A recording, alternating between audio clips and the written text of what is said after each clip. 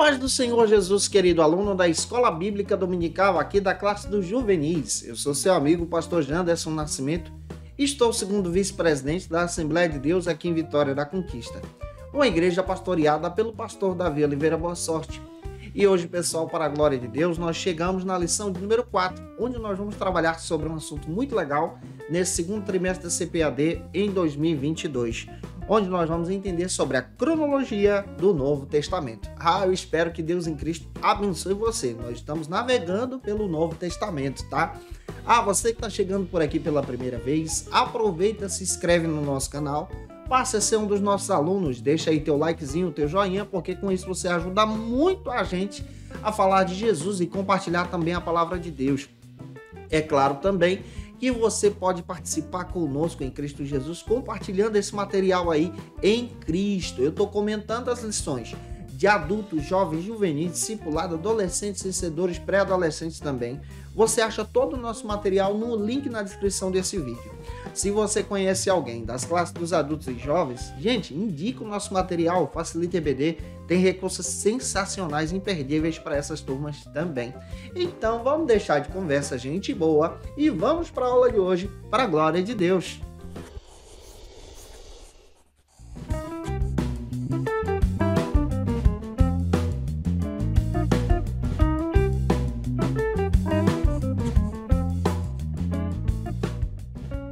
Hoje nós chegamos na lição de número 4 aqui da classe dos juvenis, onde nós vamos trabalhar sobre a cronologia do Novo Testamento. Como é que o Novo Testamento ele foi organizado?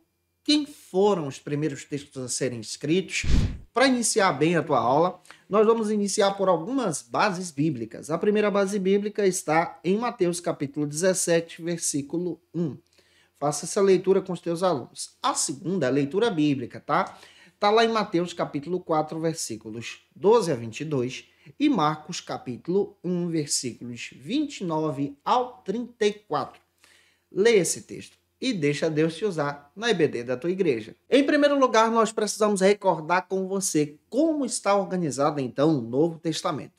O Novo Testamento ele está organizado a partir da visão pedagógica. Pega isso. O Novo Testamento ele não está organizado na visão cronológica, ou seja, não está organizado no primeiro livro que foi escrito, no segundo, no terceiro. Ele está organizado na ordem dos fatos, para que haja entendimento. Então é uma pedagogia, é uma maneira de você ler o texto e entender o que está acontecendo. É por isso que o Novo Testamento ele tem essa ordem didática. É importante você levar isso em consideração aqui. O Novo Testamento ele foi organizado a partir do ano 363-65 por Atanásio, com o objetivo de traçar esses documentos para a própria igreja cristã. É importante também nós levarmos em consideração que os discípulos, quando estavam sendo discipulados por Jesus, nenhum deles estavam caminhando com Jesus com um bloco de anotação na mão, anotando as coisas. Não funcionava assim. O Novo Testamento ele está organizado em uma ordem didática. E é importante também você levar em consideração, em aula de hoje procura demonstrar para isso, que os textos que estão na ordem didática têm datas diferentes. Por exemplo, o primeiro texto a ser escrito do Novo Testamento, e a própria lição traz isso para você, é uma epístola. A carta que foi escrita por Paulo aos irmãos da Galácia. Essa Galácia que nós estamos falando, a carta aos Gálatas, é a Galácia do Sul, uma região que era formada por 4 igrejas. Que igrejas são essas? Antioquia, Icônio, Derbe e Listra. E por isso se chamava de Gálatas. E aqui, essa carta deveria passar por essas igrejas. Possivelmente essa epístola foi escrita no ano 47, 48 da nossa era cristã. Vamos pegar um marco histórico para você entender o Novo Testamento. Jesus ele morre no ano 30, conforme diversos autores biblicistas destacam isso. Nós entendemos isso teologicamente a partir da linha bíblica. Outra coisa que precisamos também entender. Cristo morre no ano 30. Esse é o marco. Se eu estou dizendo para você que o primeiro texto a ser escrito foi escrito no ano 47, 48, dependendo da variável aí, nós temos 17 anos de transição. 17 anos históricos aqui. Isso é uma vida. E o primeiro texto a ser escrito não foi um evangelho. Foi uma epístola escrita por Paulo depois do concílio de Jerusalém. E esse concílio tem uma base, Está lá em Atos capítulo 15. Lucas registra o momento histórico desse concílio. A partir do concílio, Paulo então escreve a carta para apresentar a importância da fé em Jesus, compartilhada agora pelos gentios. Esse é o marco que você precisa entender. Até mesmo os próprios evangelhos. Os evangelhos, eles não estão organizados também em ordem cronológica. Você sabia que o primeiro evangelho a ser escrito não foi Mateus, mas foi Marcos? Marcos foi escrito agora entre o ano de 49 e 50, pertinho da carta aos Gálatas. Então você descobre que o primeiro evangelho foi o Marcos, o segundo evangelho é o de Mateus, o terceiro é o de Lucas e o quarto é o de João. A aula de hoje procura demonstrar para você muitas curiosidades bíblicas e eu espero que o Espírito de Deus fale ao teu coração. Se eu estou te ajudando até aqui, deixa teu comentário aí, é importante, tá? Vamos então para o nosso primeiro ponto que trata sobre o seguinte assunto: os primeiros cristãos e as Sagradas Escrituras. Vamos entender uma coisa bíblica aqui. É importante você entender essa pegada bíblica do Novo Testamento. A igreja primitiva era uma igreja que foi edificada diretamente por Jesus e pelos apóstolos, os apóstolos de Cristo. Observe Atos capítulo 2, versículo 42. Você percebe que a igreja crescia na doutrina dos apóstolos. Essa doutrina dos apóstolos foi ensinada por Jesus. Esse é o marco aqui. Não existia naquela época, por exemplo, textos sagrados como nós temos hoje.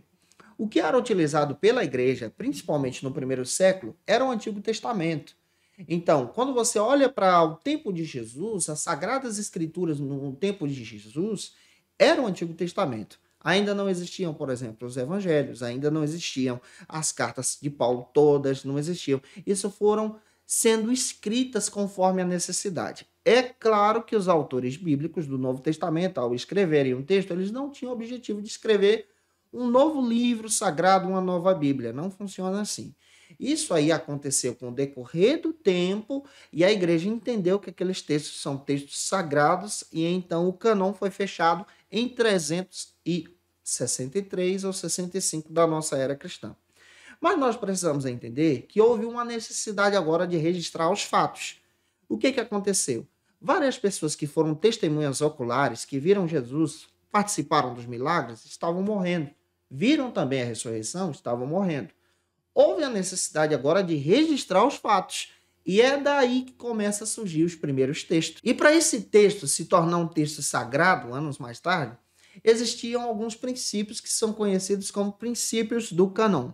Que princípios são esses? Primeiro, o cânon significa régua de medida.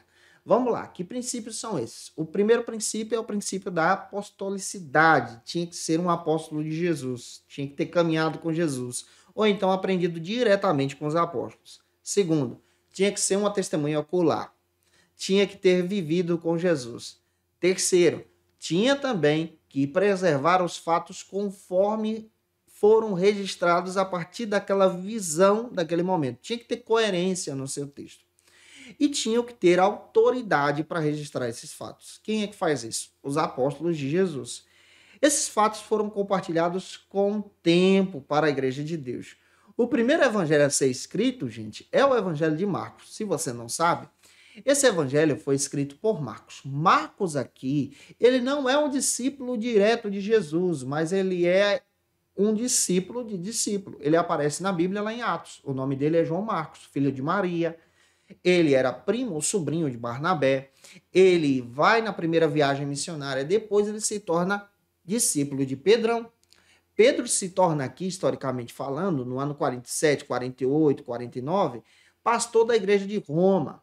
Então Marcos, vendo Pedro já idoso, ouvindo as pregações e as histórias de Pedro, começou a registrar. Ele sabia ler e escrever, e isso era uma ferramenta muito valiosa naqueles dias. Ireneu de Lyon testemunha, ele que é um dos pais da igreja, que a igreja viu aquilo que Marcos estava fazendo e viu que era bom. Pedro viu aquilo que ele estava fazendo e viu que era bom. É por isso que o evangelho de Marcos registra especialmente os milagres de Jesus. Jesus como servo, apresenta Cristo como servo de Deus seguindo a vontade de Deus. Um detalhe que você vai encontrar em Marcos também, pelo fato de ser o primeiro.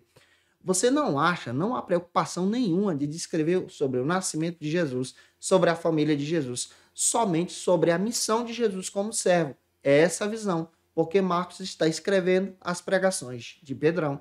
E daí nós entendemos exatamente essas referências que encontramos aqui dentro do Novo Testamento sobre essa necessidade de preservar os fatos.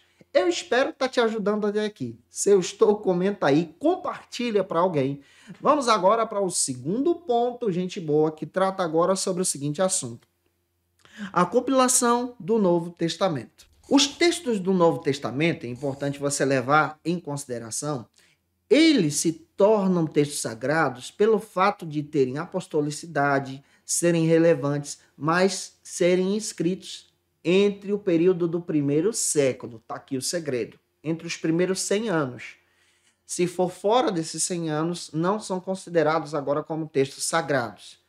Outro detalhe que você descobre: já que Marcos é o primeiro evangelho a ser escrito, qual é o segundo? O segundo evangelho a ser escrito é o evangelho de Mateus.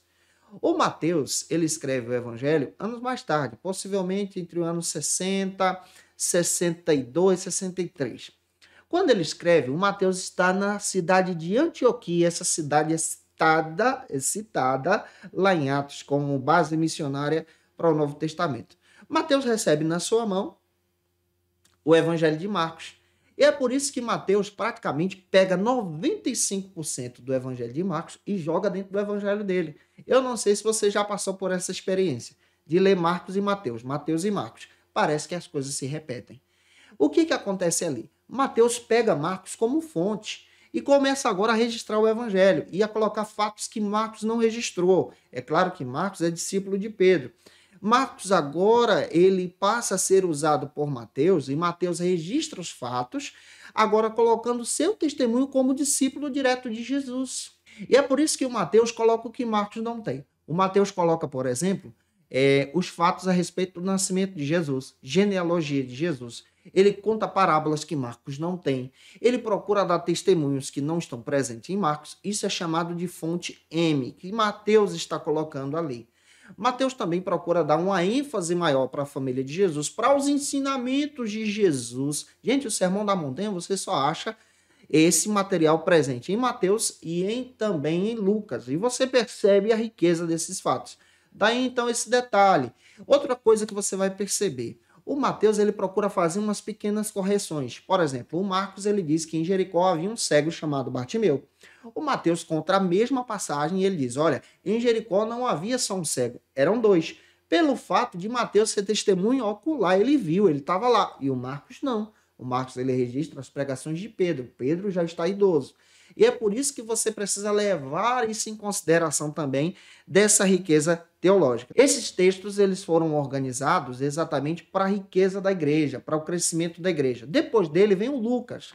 O Lucas ele é um discípulo direto do próprio Paulo. E o Lucas ele escreve um material utilizando Mateus, Marcos, e ele utiliza outra fonte conhecida como fonte M e procura registrar fatos que os demais não têm. E é por isso que esses evangelhos são conhecidos como evangelhos sinóticos, apresentando então a riqueza desses fatos aqui.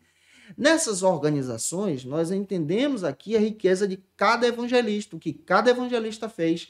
E depois chega então o João, que escreve o seu texto na cidade de Éfeso, possivelmente escreve esse evangelho perto aí do ano 80, 70, 80. E quando ele registra esse evangelho, ele registra demonstrando aqui que Jesus é Deus, é Senhor. E a pegada de João é totalmente diferente dos demais evangelhos. Quando nós olhamos para esses concílios em si, essas organizações, nós descobrimos que o concílio que fecha agora essa organização do Novo Testamento é o concílio organizado por Atanásio de Alexandria. Esse Atanásio que tem aqui uma sensacional visão de pegar esses textos, organizar. É claro que houve tentativas antes. A gente não vai trabalhar sobre essas tentativas porque não dá tempo na aula. Mas Atanásio ele organiza isso em 363, 365 e esses textos passam a ser utilizados então como a igreja, pela igreja, como textos sagrados. Vamos avançar agora para o nosso terceiro ponto, que trata agora sobre a ordem em que os livros foram escritos. A própria lição traz para a gente a organização desses textos do Novo Testamento. Eu falei para você que o primeiro texto a ser escrito é Gálatas, então pega isso. Junto de Gálatas aparece então o texto de Tiago. Esses materiais são escritos entre 45 a 49 da nossa era cristã. Depois nós vamos encontrar as duas epístolas escritas por Paulo à igreja de Tessalônica. Esses materiais são escritos entre o ano 50 e 51 da nossa era cristã. Então, essa é a ordem cronológica. Depois nós vamos encontrar as duas epístolas de 1ª e 2ª Coríntios, que surgem, então, entre possivelmente 55 e 56. O Evangelho de Marcos, só uma correção que eu quero trazer para você, esse material eu acredito que o próprio F.F. Bruce dá base para isso, ele é escrito entre o ano de 50, 51, 49, 50, 51, pelo fato de ser o primeiro texto a ser escrito. Depois vai surgir o Evangelho de Mateus, que é escrito por volta do ano 60. Depois de Mateus, nós vamos encontrar o Evangelho de Lucas, entre 60 a 63 da nossa era cristã. Depois nós vamos encontrar a Epístola de Pedro, a primeira epístola, entre 60 a 63. As cartas que Paulo escreveu quando estava preso, Colossenses, Filemão e Efésios, escritas aí em 62, Filemão também entra aqui. Nós encontramos então Atos dos Apóstolos, possivelmente escrito no ano 63 da nossa era cristã. 1 Timóteo, entre o ano 65, 2 Timóteo, por volta aí de 65 a 66, junto com Tito também. Nós encontramos agora a Epístola aos Hebreus, escrita entre o ano 67 a 69. Encontramos a Epístola de Judas, também presente aqui entre o ano 70 a 80. Os textos de João, 1ª, 2ª e 3ª carta, possivelmente escrita entre 85 a 90. Nós encontramos também o texto de Apocalipse, escrito lá no ano 90 a 96 da nossa era cristã. Aqui nós entendemos uma perspectiva teológica, cronológica desses fatos aqui. Dentro dessa visão, nós entendemos essa citação que estamos organizando para você. Então, olhando para isso, você percebe que a Bíblia ela não está organizada de forma cronológica, mas sim de forma pedagógica. Já avançando, quarto ponto da aula de hoje trata sobre o seguinte assunto: a cronologia dos fatos. Tanto o Antigo e o Novo Testamento são organizados com o objetivo de facilitar o entendimento, uma pedagogia. Quando você olha exatamente para esses fatos do Novo Testamento, você vai perceber que isso aqui não atrapalha a nossa compreensão. Então, os fatos de cada evento que acontece no Novo Testamento é registrado. E é por isso que o nosso texto ele é organizado para a compreensão e o entendimento. Cada texto foi organizado exatamente para edificar o povo de Deus, a igreja de Deus. Cada epístola foi escrita exatamente por uma necessidade. Por exemplo, a Epístola aos Coríntios. Esse material foi escrito por Paulo com o objetivo de edificar uma igreja que estava passando por problemas internos. As epístolas de 1ª e 2ª aos Tessalonicenses foram escritas para edificar os irmãos que estavam vivendo um período de perseguição e o seu pastor foi expulso da cidade, que no caso aqui é Paulo. As epístolas de Pedro, por exemplo, 1ª e 2ª de Pedro, que são muito parecidas na mesma linha temporal, são escritas agora pela perseverança da fé, para orientar o povo a servir a Jesus. O Evangelho de João foi escrito já quase no finalzinho do primeiro século, entre 80, 85 a 90 ali, com o objetivo de combater agora uma heresia chamada gnosticismo, que distorcia a divindade de Jesus e dizia que Jesus não era Deus. E é por isso que João chega no Evangelho dele dizendo, Jesus é Deus. No princípio era o verbo estava com Deus e o verbo era Deus e Jesus é Deus. Observe o versículo 14 do capítulo 1. Então, cada evangelho, cada passagem, cada carta, elas foram escritas com o objetivo de edificar o povo de Deus, trazer uma riqueza no crescimento em Cristo. Só que, por Atanásio, foram organizadas de uma maneira que nós possamos entender a obra da redenção. A própria Bíblia, ela tem o objetivo de apresentar para a gente a obra da redenção em Jesus, a nossa salvação em Cristo. Daí o entendimento dessa compreensão.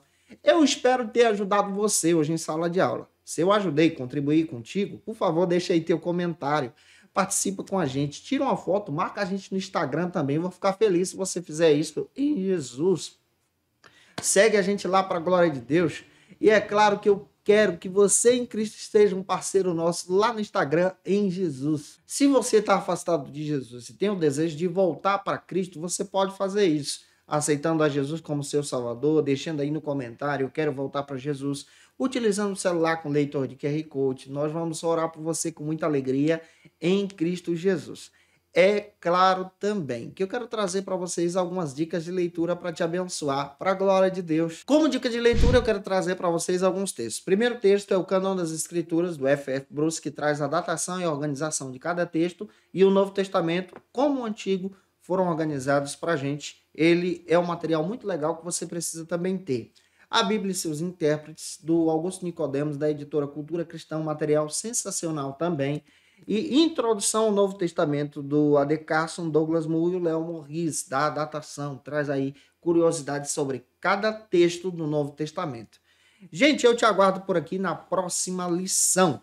Lição de número 5 aqui da classe dos juvenis, onde nós vamos trabalhar sobre entendendo os evangelhos. Um beijo no teu coração e até a próxima aula, se Deus quiser. E você que é professor ou aluno da Escola Bíblica Dominical, quer se preparar para ministrar uma aula de excelência na EBD da sua igreja? Inscreva-se no canal do YouTube do pastor Janderson Nascimento, onde você vai encontrar aulas, subsídios e recursos das lições bíblicas da Escola Dominical. Acesse já as plataformas digitais para ampliar os teus conhecimentos sobre a Palavra de Deus. YouTube, Janderson Nascimento. Instagram, @Janderson Nascimento. @FacilitaEBD. facilitaebd.com.br. Conheça o Facilita EBD. Acesse já facilitaebd.com.br. Uma plataforma exclusiva para você que deseja aprimorar e dinamizar as suas aulas da Escola Dominical. No Facilita EBD você encontra subsídios bíblicos e teológicos para dinamizar as suas ministrações na Escola Dominical, cursos bíblicos para aprimorar e te ajudar na sua leitura completa da Bíblia, treinamento dinâmico para professores e líderes da Escola Dominical. Tá esperando o quê para ser um dos nossos alunos? Vem pro Facilita EBD e torne-se um dos nossos assinantes. Acesse já facilitaebd.com.br.